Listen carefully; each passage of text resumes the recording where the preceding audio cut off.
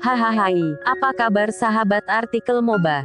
Kali ini, saya akan membacakan lanjutan alur cerita pemuda kaya.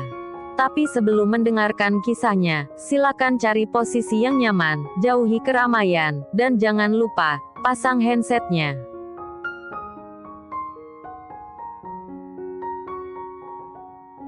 Dan inilah, lanjutan alur cerita CEO perusahaan, yang berpura-pura miskin, dan menyamar sebagai cleaning service. Episode 155.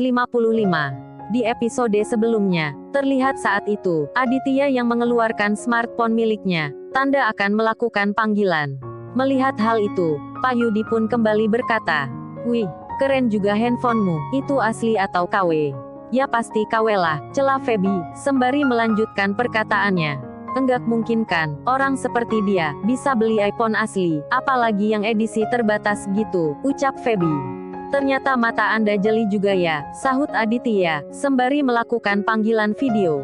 Sementara Pak Yudi, mendengar ucapan Feby tentang handphone milik Aditya, ia pun berkata, "Say, kok kamu tahu sih, kalau handphonenya itu edisi terbatas," bisik Pak Yudi. "Iya say, kalau dilihat sih, mirip banget sama iPhone 13 Pro, yang hanya diproduksi sebanyak 8 unit. Dan tahu enggak, harganya tuh sekitar 374 jutaan. Enggak mungkin kan kurir itu bisa beli handphone mahal gitu," ucap Feby, sambil melihat ke arah Aditya.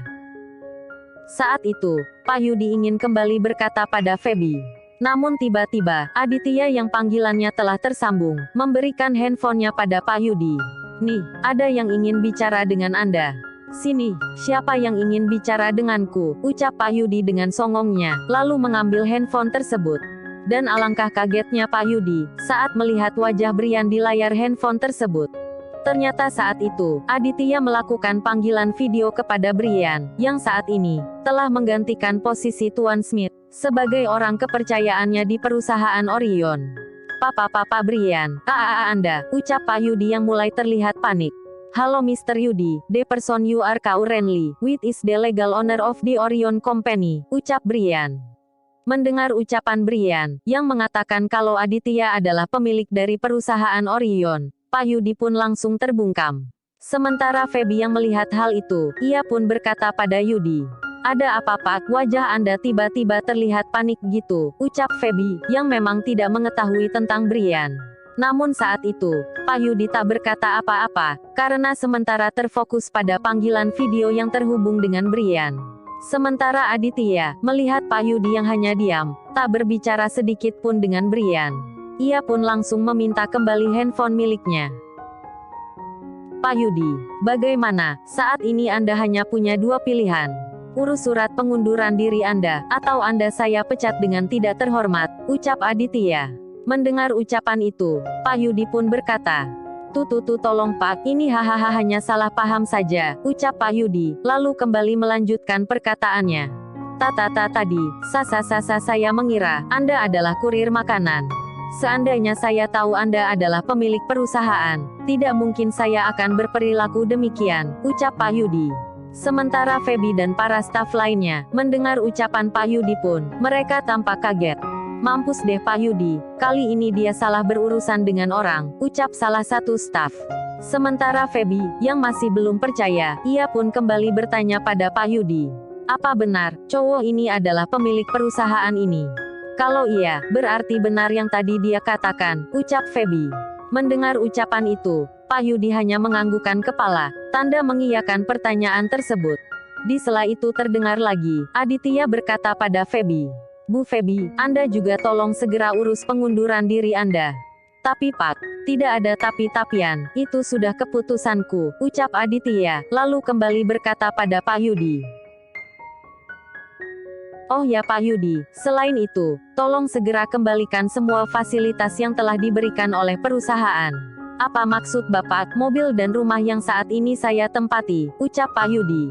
"Ya, semua itu harus segera Anda kembalikan," ucap Aditya. Mendengar ucapan Aditya, Pak Yudi pun kembali memohon. "Tolong Pak, beri saya satu kesempatan lagi."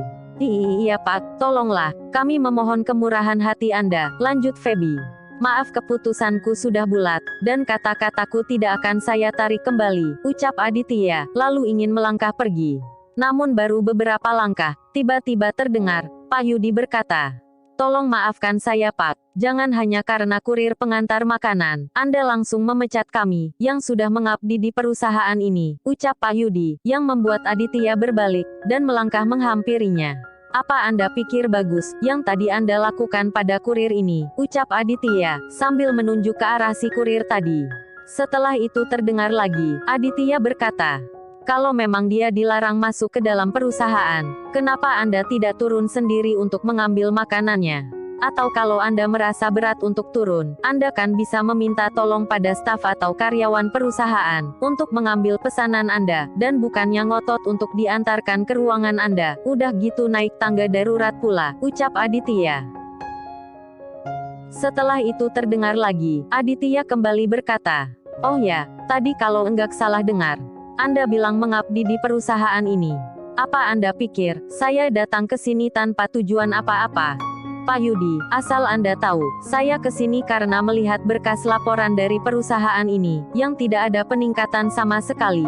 Sebenarnya saya ingin bicara baik-baik dengan Anda, untuk membahas apa permasalahannya, sampai perusahaan ini hanya seperti jalan di tempat saja," ucap Aditya. Mendengar ucapan itu, Pak Yudi pun berkata, "Kakak, kalau soal itu, seharusnya, semua kepala bagian juga harus diberikan sanksi," ucap Pak Yudi. Mendengar ucapan itu, Aditya pun tersenyum sambil menggelengkan kepala. "Apa Anda ingin melemparkan kesalahan Anda pada para manajer perusahaan? Begitu kan maksud Anda?" ucap Aditya. Bukan itu Pak," ucap Pak Yudi, lalu kembali melanjutkan perkataannya. "Karena setiap masalah yang ada, saya selalu membahasnya dengan para manajer perusahaan, untuk mencari solusinya. Jadi kalaupun ada masalah seperti ini, harusnya mereka pun ikut Anda kumpulkan," ucap Pak Yudi, yang seperti membela diri. Mendengar ucapan Pak Yudi yang seolah tak mau mengakui kesalahan, Aditya pun langsung memukul meja dengan keras. "Apa selama ini, Anda pernah menerima saran dari para manajer perusahaan?" ucap Aditya, membuat seisi ruangan tersebut seketika menjadi hening. Di sela keheningan itu terdengar, salah satu staf berkata pada Aditya, Maaf Pak, apa boleh saya bicara?" ucap si staf yang tampak gugup. "Ya silakan, setiap orang di sini bebas untuk berbicara," sahut Aditya. Mendapat izin dari Aditya, si staf tadi pun langsung memberanikan diri untuk bicara. "Sebenarnya, setiap kali selesai mengadakan rapat, saya sering mendengar keluhan dari para manajer." "Keluhan apa? Coba ceritakan padaku," ucap Aditya. Mendengar ucapan itu, si staf pun kembali berkata, "Keluhan tentang Pak Yudi, yang tidak mau menerima saran dari mereka. Katanya, setiap kali para manajer memberikan saran, selalu saja ditolak dengan keras oleh Pak Yudi," ucap si staf, lalu kembali melanjutkan perkataannya. "Sebenarnya, masih ada satu hal lagi, yang ingin saya katakan." "Apa itu? Katakan saja," ucap Aditya. Pak," ucap si staf, sambil melihat ke arah Pak Yudi. Melihat si staf yang melihat ke arahnya, perasaan Pak Yudi pun semakin tak karuan, karena takut si staf akan mengatakan tentang kejelekannya. Sementara Aditya, melihat si staf yang tampak seperti takut, ia pun berkata, Apa? Coba katakan," ucap Aditya. "Sebenarnya, ini mungkin keluhan dari semua staf dan karyawan perusahaan," ucap si staf, sambil menundukkan kepalanya. Melihat hal itu, Aditya pun tersenyum, lalu berkata, "Katakan saja apa keluhannya. Jika itu semua tentang gaji dan tunjangan, selagi masih dalam batas wajar, saya akan menaikkannya. Dengan syarat, saya ingin melihat kinerja kerja kalian selama 3 bulan ke depan," ucap Aditya. "Bukan Pak, bukan. Ini bukan soal gaji ataupun tunjangan kami," ucap si staf. "Terus apa dong? Coba jelaskan dengan singkat," ucap Aditya. Mendengar ucapan itu, si staf yang diketahui bernama Alika pun berkata, "Ini masih tentang Pak Yudi. Jujur saja Pak, saya selaku staf perusahaan, merasa sangat tertekan bekerja di bawah pimpinan Pak Yudi," ucap Alika. Mendengar ucapan Alika, spontan para staf lain pun mulai angkat bicara. "Iya Pak, benar yang dikatakan Alika. Terkadang, kami harus lembur untuk menyelesaikan pekerjaan. Karena kalau tidak selesai, Pak Yudi dan Bu Feby selalu mengancam kami dengan kata kamu mau saya pecat," ucap staf lainnya. Mendengar ucapan itu, Aditya pun berkata pada Pak Yudi, Pak Yudi, kalau sudah para staf perusahaan yang berbicara, saya tidak bisa apa-apa lagi, selain memecat Anda. Karena jika saya memaafkan Anda, dan terus menjadikan Anda pimpinan di perusahaan ini, bisa-bisa para staf inilah yang akan keluar dari perusahaan, karena tidak tahan dengan perlakuan Anda pada mereka. Dan lebih baik saya kehilangan orang seperti Anda dan Bu Feby, ketimbang saya harus kehilangan para staf ini, ucap Aditya. Mendengar ucapan itu, Pak Yudi pun berkata, "Jadi, bagaimana dengan kami?" ucap Pak Yudi. Mendengar ucapan itu, Aditya pun berkata, "Anda dan Bu Feby, silakan keluar dari ruangan ini." "Jadi kami benaran dipecat Pak," ucap Pak Yudi. "Ya, harus berapa kali saya katakan," ucap Aditya. Lalu menyuruh para security agar membawa Feby dan Pak Yudi keluar dari perusahaan. Mendapat perintah dari Aditya, para security pun langsung membawa Feby dan Pak Yudi keluar dari ruangan tersebut. Terlihat saat itu, para staf menyoraki mereka berdua.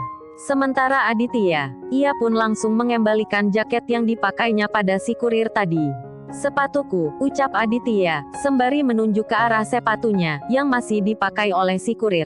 "Oh iya maaf, keenakan makeknya," ucap si kurir, sambil tersenyum. Terlihat saat itu, Aditya yang sedang mengenakan sepatunya, tiba-tiba kembali dihampiri oleh Alika. "Maaf Pak, apa benar yang Anda katakan tadi?" ucap Alika yang terlihat malu-malu. "Apa ya, tadi saya ngomong apa?" ucap Aditya yang tampak terlihat bingung. Mendengar ucapan Aditya, Alika pun langsung melihat ke arah para staf lain. "Udah ngomong aja," ucap para staf, sambil memberi kode pada Alika. Terlihat saat itu, Alika menarik nafas panjang, lalu berkata, "Itu Pak, soal mau naikkan gaji dan tunjangan."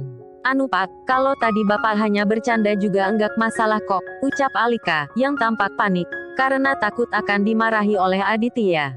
Sementara Aditya, mendengar ucapan itu, ia pun tersenyum sambil menggaruk kepalanya.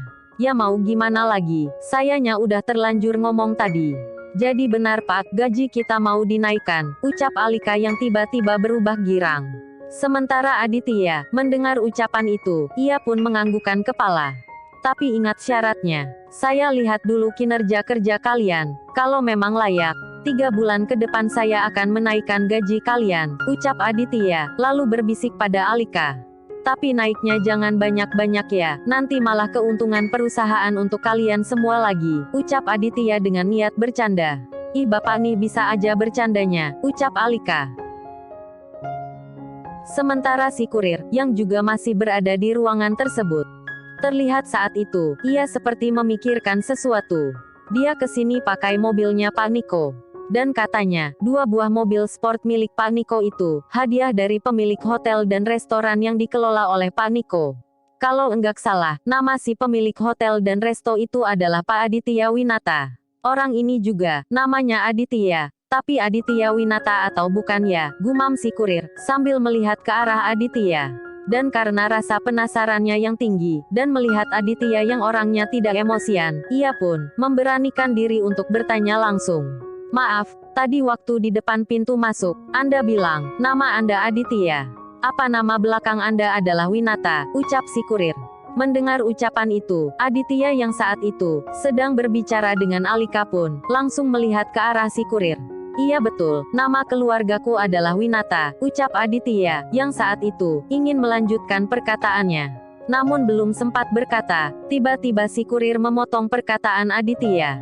"Jadi, Anda ini adalah Aditya Winata, pemilik hotel dan restoran Winata. Oh Tuhan, mimpi apa aku semalam, sampai bisa bertemu dengan Anda," ucap si kurir dengan suara sedikit terdengar keras. "Ampun deh, nih orang enggak bisa apa, ngomongnya dipelanin dikit," gumam Aditya, yang melihat Alika dan para staf lainnya, yang melihat ke arahnya. Apa benar yang dikatakan Mas ini?" ucap Alika, yang tampak terlihat kaget. Sementara Aditya, mendengar ucapan itu, ia hanya bisa menganggukkan kepala. "Oh my god. Ternyata selain pemilik perusahaan Orion, Anda ini juga merupakan pemilik dari puluhan restoran dan hotel Winata," ucap Alika, lalu kembali melanjutkan perkataannya. "Beruntung sekali nasib Anda. Di usia Anda yang masih sangat muda, sudah memiliki kekayaan yang tak terhitung. Moga saja saya bisa seberuntung Anda," ucap Alika. Mendengar ucapan itu, Aditya pun berkata, Jangan pernah berharap pada keberuntungan, karena keberuntungan itu tidak dimiliki semua orang. Jika Anda ingin sukses, kerjalah yang giat, ucap Aditya, sambil menepuk bahu Alika. Setelah itu terdengar lagi, Aditya berkata, "Oh ya, karena saya ada urusan lain, jadi permisi dulu. Dan ingat syarat yang saya katakan tadi," ucap Aditya. Mendengar ucapan itu, spontan para staf pun langsung berkata secara bersamaan, "Siap Pak, pasti akan kami usahakan syarat dari Anda," ucap para staf, sembari memberi hormat pada Aditya. Terlihat saat itu, Aditya mulai melangkah meninggalkan ruangan tersebut, diikuti oleh si kurir tadi. Di sela langkah kakinya, tiba-tiba terdengar lagi, Alika berkata, "Oh ya Pak, tolong, kalau cari penggantinya Pak Yudi, jangan yang galak-galak ya," ucap Alika, yang dijawab dengan senyum oleh Aditya. Setelah sampai di depan pintu perusahaan, tiba-tiba terdengar si kurir berkata, "Oh ya Pak, habis ini Anda mau kemana?" "Oh, habis ini, saya mau bertemu dengan kakakku sama tunangannya," sahut Aditya. "Oh gitu ya Pak," ucap si kurir, lalu kembali berkata, "Kalau gitu saya balik dulu ke resto ya Pak," ucap si kurir, sambil melangkah ke arah motornya.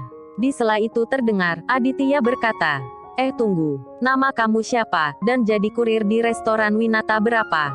"Erwin Pak, nama saya Erwin. Saya kurir di restoran Winata 7, ucap si kurir, yang ternyata bernama Erwin. "Oh Erwin ya, sampai ketemu entar siang ya," ucap Aditya, sembari masuk ke dalam mobilnya. Terlihat saat itu, saat menghidupkan mesin mobilnya, Aditya pun langsung menghubungi Cindy dan Kenshin. Lalu, bagaimana kelanjutan kisahnya? Nantikan di episode selanjutnya.